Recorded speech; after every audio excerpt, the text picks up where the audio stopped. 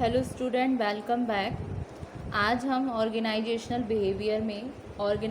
Behaviour के concept के बारे में जानेंगे। बेसिकली ऑर्गेनाइजेशनल बिहेवियर जो है वो आपके दो शब्दों से मिलकर बना है, जिसमें आपका आता है organisation plus behaviour.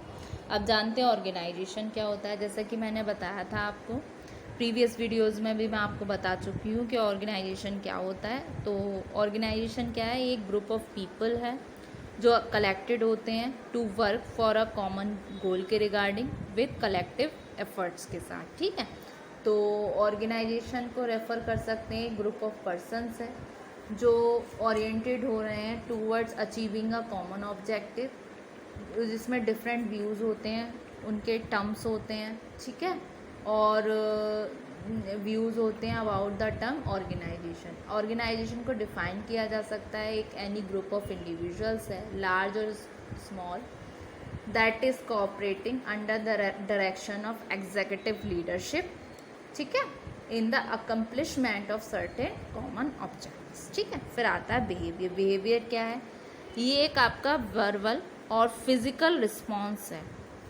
Physical response है जो शोन बाय होता है एक पर्सन के द्वारा और as consequences of the impact of his और हर सराउंडिंग्स। ठीक है, ये हो गया बिहेवियर। अब जानते हैं एक जो हमारा प्रॉपर है ऑर्गेनाइजेशनल बिहेवियर क्या होता है। ये तो अलग अलग वर्ड्स का मीनिंग समझा, अब जानते हैं हम ओबी क्या होता है, एक्चुअल में ऑर्गेनाइजेशनल बिहेवियर क्या होता है। ये आपका फील्ड ऑफ स्टडी है that investigates the impact that individual group and structure have on behavior within the organization। ये क्या है, आपका फील्ड ऑफ स्टडी है।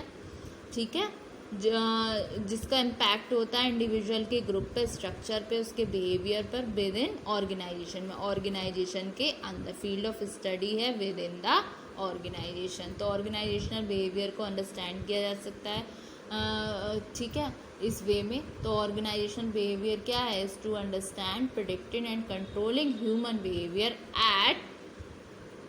एट वर्क और विद इन द ऑर्गेनाइजेशन। जो डिसिप्लिन्स हैं जो कंट्रीब्यूट करते हैं ओबी को, उसमें फर्स्ट आता है आपका साइकोलॉजी। ये एक साइंस है जो सीक्स करता है, मेजर करता है, एक्सप्लेन करता है समटाइम चेंज को, बिहेवियर ऑफ ह्यूमंस को as well as animals.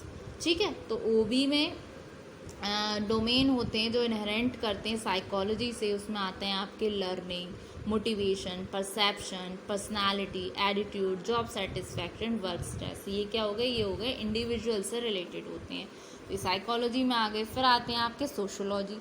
Sociology क्या है, as psychology focus on individuals. जैसे कि इस साइकोलॉजी फोकस करती है सिर्फ इंडिविजुअल पर, वहीं जो साइकोलॉजी है वो स्टडी करती है पीपल को in relation to social environment and culture. उसमें तो सिर्फ इंडिविजुअल के से रिलेटेड आ गए, जैसे लर्निंग, मोटिवेशन से सारा इंडिविजुअल रिलेटेड है। लेकिन जब पर्सन डील करता है सोशल इन्वायरमेंट से और कल्चर से, तो सोशोलॉजी उस पे फोकस करती है। इसमें डोमेन निकल कर आती हैं वो भी जो इनहेरिटेड होती हैं आपकी सोशोलॉजी से। उसमें आ गया आपका ऑर्गेनाइजेशनल कल्चर हो गया, ऑर्गेनाइजेशनल स्ट्रक्चर हो गया, पावर एंड पॉलिटिक्स हो गई, ऑर्गेनाइजेशनल कम्युनिकेशन हो गई। ठीक है, अब थर्ड पॉइंट आता है इसमें सोशल साइकोलॉजी। सोशल साइकोलॉजी किससे इनहेरिटेड होता है, आपकी सोशोलॉजी और साइकोलॉजी बोथ से। जो हमने अभी पढ़ा था ना, तो साइकोलॉजी था वो इंडिविजुअल रिलेटेड था, और जो सोशोलॉजी था वो इंडिविजुअल के साथ किस पे फोकस करता था, जैसे जब इंडिविजुअल स्टडी करता था, जब इंडिविजुअल रिलेशन में आते थे सोशल इन्वायरमेंट और कल्चर के। तो सोशल साइकोलॉजी इनहेरेंटेड है आपके सोशोलॉजी और साइकोलॉजी से। तो सोशल साइकोलॉजी स्टडी करता है इन्फ्लुएंस ऑन वन अनदर। ये किस पे इन्फ्लुएंस करेगा, एक दूसरे पे। It is more oriented towards group behaviour. ये किस पे की तरफ टूवर्ड्स है, ग्रुप बिहेवियर की तरफ। ठीक है, अब इसके डोमेन आते हैं ओबी के जो इनहेरिटेड होते हैं आपके सोशल साइकोलॉजी से। वो आ गए आपके ग्रुप डिसीजन मेकिंग आ गए, कम्युनिकेशन आ गए, और आपके बिहेवियरल चेंजेस आ गए। ठीक है, जो डिसिप्लिन्स हैं जो कंट्रीब्यूट करते हैं ओबी को, उसमें आते हैं आपके एंथ्रोपोलॉजी। इसमें ये एक फील्ड है जो सीक्स करती है स्टडी को वेरियस सोसाइटी की, जो लर्न अबाउट होता है ह्यूमन बीइंग्स के बारे में, उसके एक्टिविटीज़ के बारे में। ठीक है, जो डोमेन होते हैं आपके ओबी के, जो इनहेरिटेड होते हैं आपके एथ्रोपोलॉजी से, इसमें आ गई आपकी क्रॉस कल्चरल एनालिसिस आ गया, ऑर्गेनाइजेशन का कल्चर आ गया, और आपकी कंपैरेटिव वैल्यूज़ आ गई। ठीक है, फिर आते हैं इम्पोर्टेंस क्या होती है ओबी की, या फिर उसकी नीड क्या ज़रूरत है उसको स्टडी करने की। तो फर्स्ट आता है understanding of self and others. ये किस में हेल्प करता है? बिहेवियरल साइंस हेल्प करती है इंडिविजुअल को खुद को जानने में और दूसरों को जानने में। खुद को जानने से रिलेटेड चीज़ें आ गई उसकी, जैसे उसका एटीट्यूड आ गया, परसेप्शन, लीडरशिप, कम्युनिकेशन। ठीक है, तो इस तरीके से क्या है, वो खुद को तो जानता ही है और साथ में दूसरों को भी जानता है।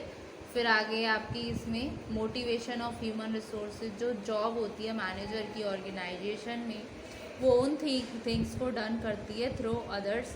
ही विल बी सक्सेसफुल होता है अपनी जॉब में जब वो मोटिवेट कर सके अपने सबऑर्डिनेट्स को जो वर्क करते हैं उसके ऑर्गेनाइजेशनल गोल्स के रिगार्डिंग। तो स्टडी जो होती है ह्यूमन बिहेवियर की, वो हेल्प करती है मैनेजर्स को अंडरस्टैंड करने में need and desire of the subordinate. ठीक है, फिर आ गई आपकी इफेक्टिव कम्युनिकेशन।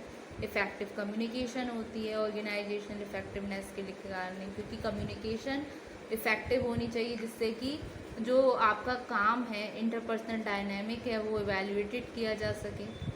वो किसके थ्रू होते हैं? जब आप स्टडी करते हो ह्यूमन बिहेवियर की। ठीक है, इफेक्टिव ऑर्गेनाइजेशनल क्लाइमेट, जो सेटिस्फैक्टरी वर्किंग कंडीशन हो गई, एडिक्वेट कंपनसेशन मिल रहा है, बेटर इक्विपमेंट मिल रहे हैं, जो जॉब को एक तरीके से नज़र में देखे जाते हैं। तो इस तरीके के जो एफर्ट हैं होते हैं वो क्रिएट करते हैं एक साउंड ऑर्गेनाइजेशन को, क्लाइमेट को, और जिसका ग्रेटर इम्पोर्टेंस होता है आपकी एटमॉस्फेयर में, जहाँ पर पार्टिसिपेटिव लीडरशिप आती है, टू वे कम्युनिकेशन होती है। तो ये तरीके की अपॉर्चुनिटीज़ हैं रियलाइजेशन करने में आपके पर्सनल गोल को। ठीक है, तो इससे क्या होगा? इफेक्टिव ऑर्गेनाइजेशनल क्लाइमेट बन गया। अब फिर क्या है, इससे गुड ह्यूमन रिलेशन बनते हैं। जो स्टडी होती है ह्यूमन बिहेवियर की, वो यूज़फुल होती है अचीव करने में, मेंटेन करने में आपके ह्यूमन रिलेशन को, और ये हेल्प करती है अंडरस्टैंड करने में जो कॉज होते हैं पुअर इंडस्ट्रियल रिलेशन के ऑर्गेनाइजेशन में, सजेस्ट करती है एक suitable measures for their improvement. अब लास्ट आता है इसमें introduction of changes in organisation. Changes जो हो गए वो ऑफन रजिस्टर्ड बाय होते हैं आपके ऑर्गेनाइजेशनल मेंबर्स के द्वारा। इस तरीके की प्रॉब्लम सक्सेसफुली हैंडल्ड होती हैं by the use of study of human behaviour. तो होप सो स्टूडेंट, आज वाले लेक्चर में आपको ऑर्गेनाइजेशनल बिहेवियर का एंटायर कंसेप्ट समझ आया होगा, और इसको मैंने ब्रीफ में अच्छे से समझाने की कोशिश की है, और आज मैंने आपको इसमें 2 से 3 हेड करवा दिए। तो होप सो आपको ये समझ आ गया होगा। ठीक है, तो थैंक यू वेरी मच।